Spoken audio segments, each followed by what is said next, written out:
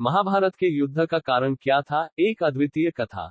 महाभारत भारतीय इतिहास का वह महाकाव्य है जो सिर्फ युद्ध नहीं, बल्कि नैतिकता, धर्म और सत्य असत्य के बीच की जंग को दर्शाता है। इस कथा में अनेकों पात्र और घटनाएं शामिल हैं, जिन्होंने इस भयानक युद्ध को जन्म दिया। आइए जानते हैं उस युद्ध के वास्तविक कारणों और घटनाओं की विस्तृत जानकारी। इस कहानी में हम आपको 10 घटनाओं के माध्यम से पूरी कहानी बताएंगे। अगर आपको ये कहानी पसंद आती है, तो कृपया हमारे चैनल को सब्सक्राइब करें, लाइक करें और बेल आइकन दबाएं ताकि आपको आगे की कहानियों की जानकारी मिलती रहे। दुर्योधन और पांडवों के बीच ईर्ष्या का आरंभ। कहानी की शुरुआत उस समय होती है जब हस्तिनापुर के सिंहासन पर पांडव और कौरवों के बीच अधिकार को लेकर संघर्ष शुरू हुआ। दुर्योधन, जो कौरवों का सबसे बड़ा राजकुमार था, पांडवों से अत्यधिक ईर्ष्या करता था। उसने उनके साहस, ताकत और जनता के बीच लोकप्रियता से जलन महसूस की। इसी ईर्ष्या ने उसे पांडवों के विरुद्ध षड्यंत्र रचने के लिए प्रेरित किया। क्यों ये घटना महत्वपूर्ण थी? दुर्योधन की इस ईर्ष्या ने ही आगे चलकर महाभारत के युद्ध की नींव रखी, क्योंकि उसने कौरवों और पांडवों के बीच शांति की हर संभावना को खत्म कर दिया। लक्षागृह की योजना। दुर्योधन और शकुनी ने पांडवों को मारने की योजना बनाई। उन्होंने एक महल बनाया जिसे लक्षागृह कहा गया। ये महल मोम का बना था और उनकी योजना थी कि पांडवों को इस महल में बंद कर आग लगा दी जाए। क्यों ये घटना निर्णायक थी? पांडवों का इस षड्यंत्र से बच निकलना एक महत्वपूर्ण मोड़ था, जिसने उनकी ताकत और दुर्योधन की षड्यंत्रकारी मानसिकता को उजागर किया। द्रौपदी का चीरहरण। महाभारत का सबसे हृदयविदारक और गुस्से को भड़काने वाली घटना थी द्रौपदी का चीरहरण। ये घटना तब घटित हुई जब पांडव जुए में सब कुछ हार चुके थे और दुर्योधन के आदेश पर द्रौपदी को सभा में खींचा गया। दुर्योधन और दुशासन ने उसके सम्मान का अपमान किया। क्यों ये घटना युद्ध का प्रमुख कारण बनी? द्रौपदी के अपमान ने पांडवों के अंदर प्रतिशोध की ज्वाला को भड़का दिया। ये घटना सीधे सीधे महाभारत के युद्ध के बीज बोने वाली घटनाओं में से एक थी। पांडवों का वनवास। द्रौपदी के चीरहरण के बाद पांडवों को 13 साल के वनवास की सजा दी गई, जिसमें 1 साल का अज्ञातवास भी शामिल था। पांडवों ने ये सजा पूरी की, लेकिन दुर्योधन ने उन्हें उनके अधिकार देने से इनकार कर दिया। ये घटना क्यों महत्वपूर्ण थी?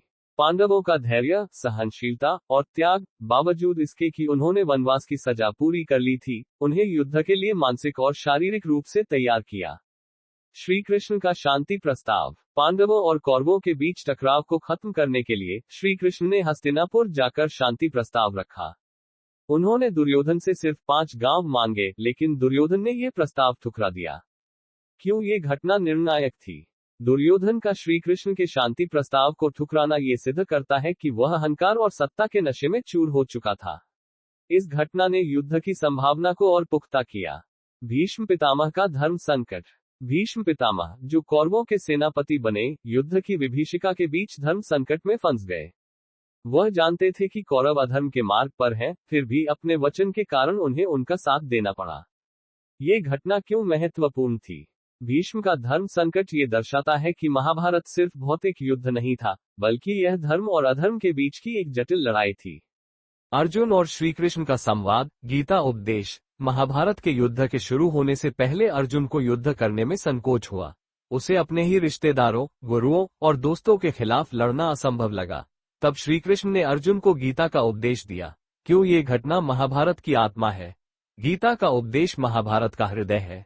यह न केवल अर्जुन को अपने कर्तव्य का बोध कराता है, बल्कि आज भी यह उपदेश पूरी मानवता के लिए प्रेरणादायक है। अभिमन्यु का वीरगति प्राप्त करना। अर्जुन के पुत्र अभिमन्यु ने युद्ध के दौरान चक्रव्यूह में घुसकर अद्वितीय वीरता का प्रदर्शन किया, परंतु उसे कौरवों की सेना ने चारों ओर से घेर लिया और वह वीरगति को प्राप्त हुआ। ये घटना क्यों महत्वपूर्ण थी? अभिमन्यु की वीरता और बलिदान ने युद्ध को और भी उग्र बना दिया।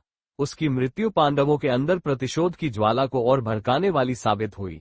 कर्ण और अर्जुन का द्वंद्व। महाभारत के युद्ध का एक और महत्वपूर्ण मोड़ था कर्ण और अर्जुन का द्वंद्व। कर्ण, जो अर्जुन का सबसे बड़ा प्रतिद्वंदी था और जिनके बीच कई वर्षों से शत्रुता थी, इस युद्ध में आमने सामने आए।